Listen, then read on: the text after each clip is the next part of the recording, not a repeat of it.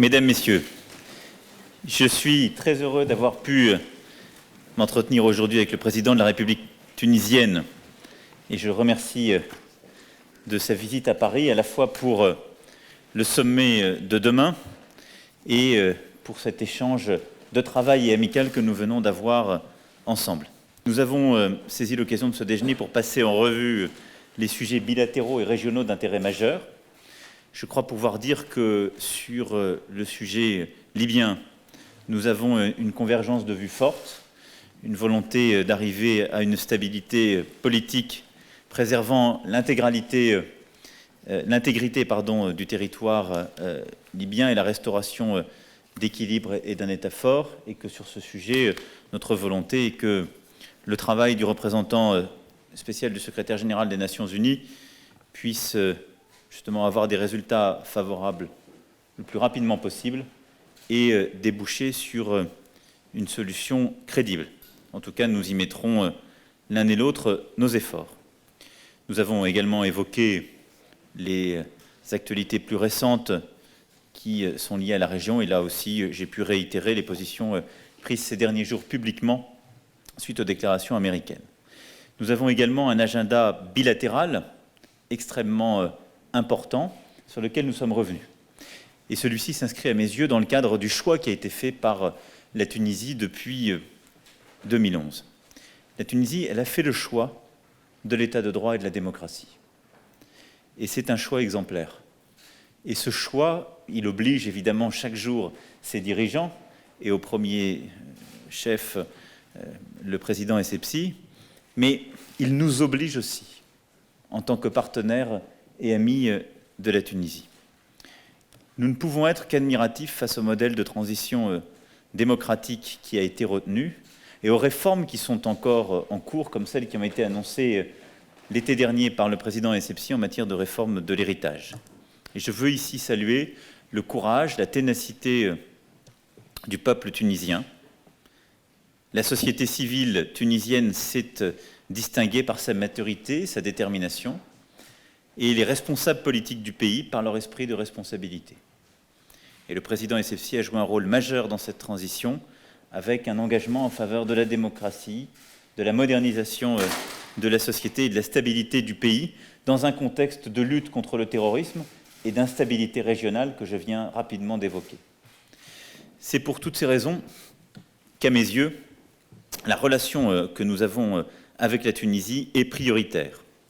Les liens que nous entretenons sont exceptionnels et ils sont le fruit d'une histoire partagée, avec des échanges culturels intenses, une relation économique et commerciale intense. Nous sommes le premier partenaire commercial, industriel de la Tunisie, et cette grande proximité, elle est aussi incarnée par les 700 000 Tunisiens de France, remarquablement intégrés à la société française. Les 30 000 Français vivant en Tunisie et participant au quotidien de la Tunisie. Et elle s'inscrit également dans la langue que nous partageons. Aussi, pour toutes ces raisons, nous avons évoqué plusieurs sujets de collaboration et de coopération sur lesquels nous comptons activement avancer dans les prochaines semaines et les prochains mois. La lutte contre la menace terroriste, qui a frappé avec une tragique symétrie la France et la Tunisie en 2015. Notre coopération en matière de sécurité et de défense ne cesse de se renforcer. Nous avons plusieurs actions qui ont été actées à la fin du mois d'octobre par nos équipes et nos ministères, et notre volonté est de pouvoir l'intensifier avec un dialogue de haut niveau dans la lutte contre le terrorisme et la signature d'un accord cadre au début de l'année prochaine. Nous devons aussi relever ensemble le défi de la migration et construire la Méditerranée de demain pour y favoriser l'épanouissement d'un espace de paix et de développement pour sa jeunesse. Et donc, en matière d'éducation, d'enseignement supérieur et de formation professionnelle, là aussi, plusieurs projets seront mis en œuvre dans les prochaines semaines et prochains mois. Sur le plan de la coopération économique, la France se tient à la disposition de la Tunisie pour œuvrer à toutes les coopérations techniques utiles le plus rapidement possible pour améliorer la situation. Nous allons continuer à travailler, en particulier avec l'Agence française de développement, pour poursuivre les projets et les intensifier. Et en matière de santé, d'éducation, d'agriculture, de tourisme, de numérique et d'énergie, nous allons intensifier les projets, là aussi, pour arriver à des concrétisations au début de l'année prochaine. C'est l'objectif que nous nous sommes fixés aujourd'hui et qui, je crois, est tout à fait atteignable. Si la France est aujourd'hui le premier partenaire de la Tunisie sur le plan économique, nous entendons le rester, mais nous entendons surtout avoir une coopération la plus utile possible pour la Tunisie et les réformes que vous conduisez. Enfin, sur le plan linguistique, je veux saluer ici la volonté du président SFC de porter le projet de la francophonie, d'organiser un sommet dans un peu plus de 2 ans qui sera important pour la francophonie, lui redire que, évidemment, la France sera à ses côtés pour l'y aider et partager cette ambition qui est aussi la nôtre et que je considère comme absolument essentielle pour nos pays, pour toute la région et pour le continent africain. Sur l'ensemble de ces sujets, bilatéraux et régionaux, nous allons continuer à nous entretenir de manière régulière et à travailler de manière intensive dans les prochaines semaines afin de pouvoir en faire déboucher un maximum de manière très concrète, puisque nous avons un horizon de court terme entre nous, qui est la date du 1er et du 2 février, où j'ai le plaisir d'accepter l'invitation qui a été faite par le président Essebsi dans son pays. Je vous remercie encore pour votre visite. Je tiens tout d'abord à remercier le président Macron pour son invitation à venir déjeuner ensemble.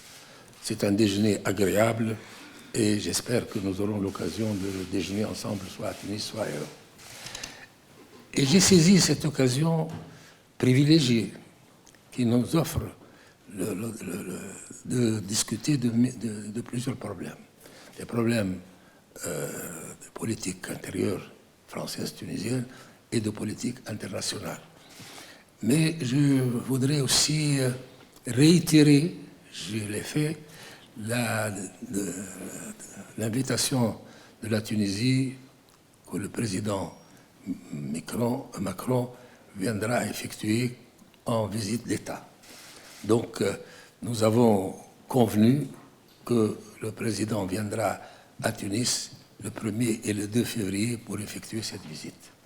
Je m'en félicite tout de suite et je voudrais assurer la France et son président que son président sera bien reçu, comme il faut.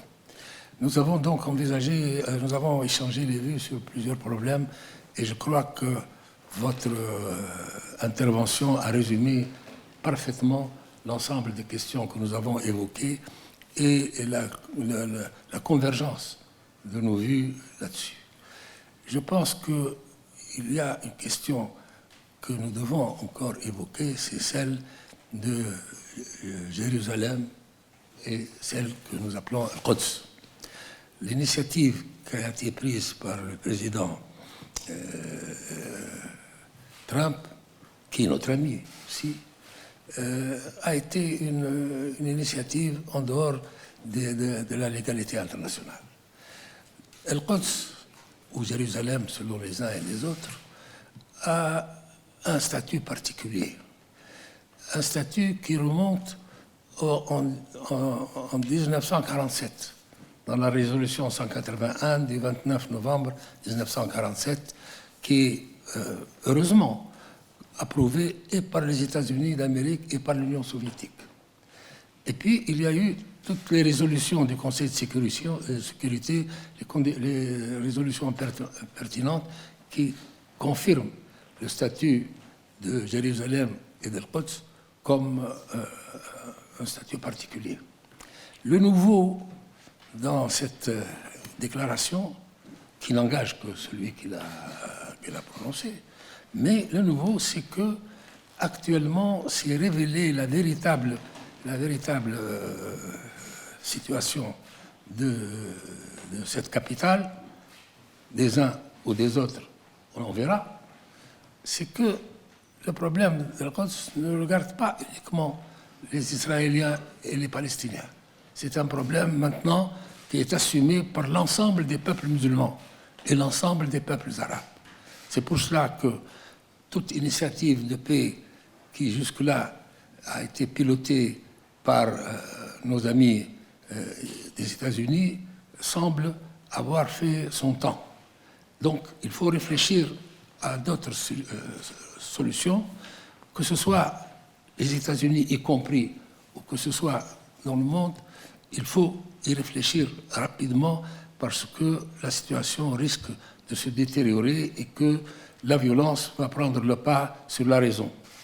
Donc, je pense que nous sommes d'accord sur l'importance de cette question et j'espère que nous resterons en contact pour essayer de comparer nos positions.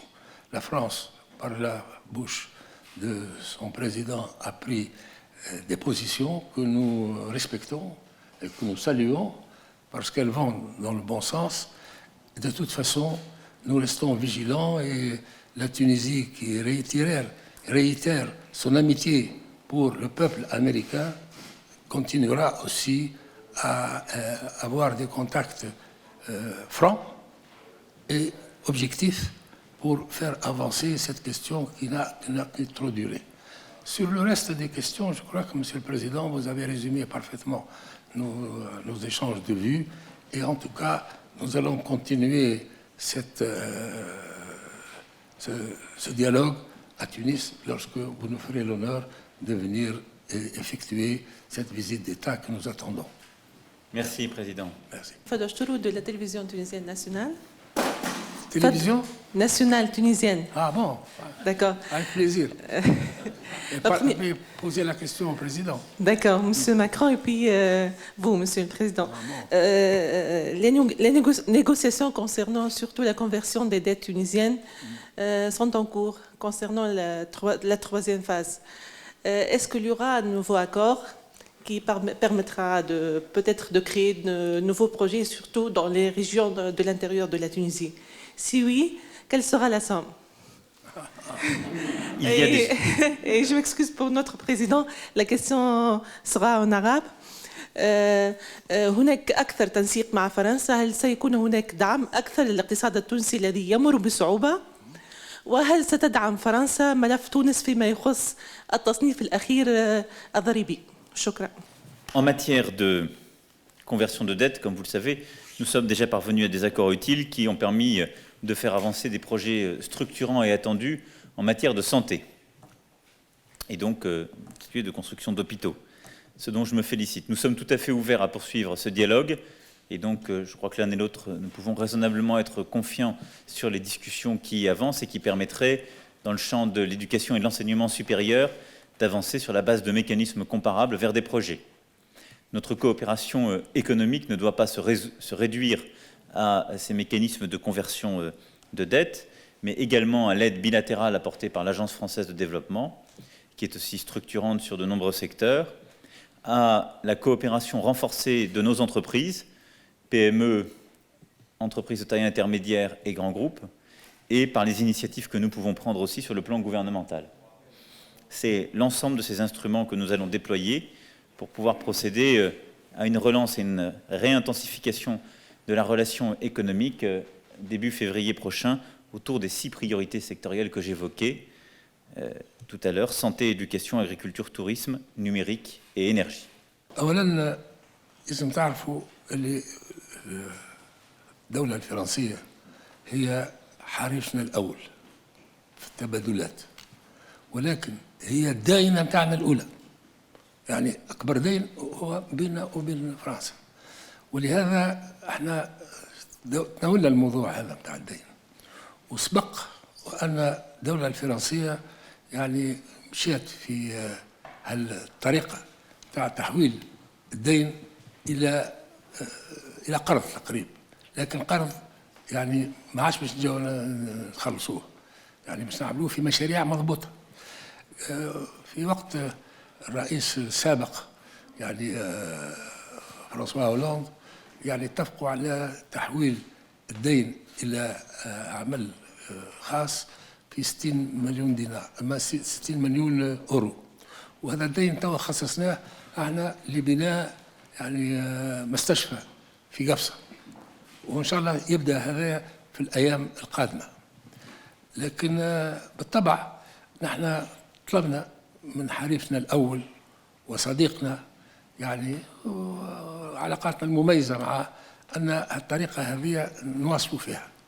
ولهذا زاد نظن عملنا مشروع ثاني يعني الموضوع هذا. ووقت اللي السيد الرئيس يزور تونس إن شاء الله يعني نتفقوا على مشروع آخر. وبالطبيعة ما نجموش نطلبوا من الدائن نتاعنا قداش المبلغ نتاع المشروع هذا، إن شاء الله نتفقوا عليه ويمشي كما ينبغي. في قضية ثانية بتاع العملية هذه اللي تفرضت علينا ظلما، وهو كونه احنا صنفونا بنطاق الدول اللي معناها يسميوهم هما البارادي فيسكال. سي بتيتر لو سول بارادي لا تونيزي a pu obtenir.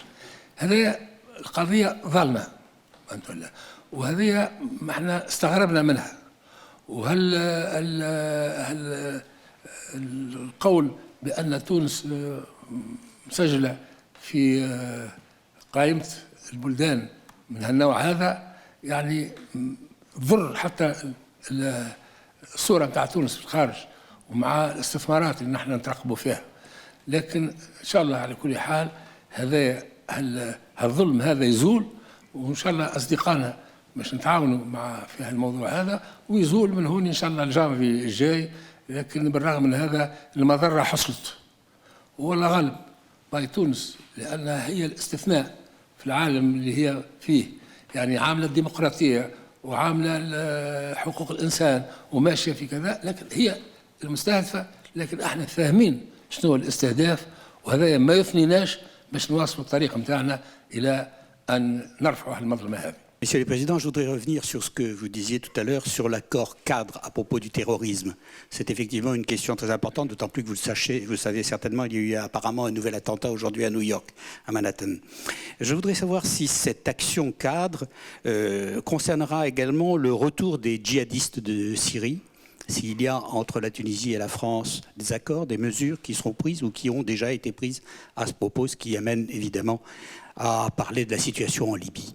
Nous avons plusieurs initiatives qui sont en cours sur le plan de la coopération militaire et qui permettent dans la région de sécuriser les choses. Sur le plan de la lutte contre le terrorisme, nous avons des échanges réguliers, mais nous souhaitons en effet intensifier ces échanges et les placer dans un accord cadre qui permettra une coopération renforcée sur le plan civil, militaire, judiciaire, policier, à la fois d'échanges d'informations et d'échanges et de coopération technique, pour lutter contre toute forme de terrorisme, éventuellement prendre en compte des retournises des théâtres d'opération, même si aujourd'hui nous n'avons que très peu le cas de retournises communs.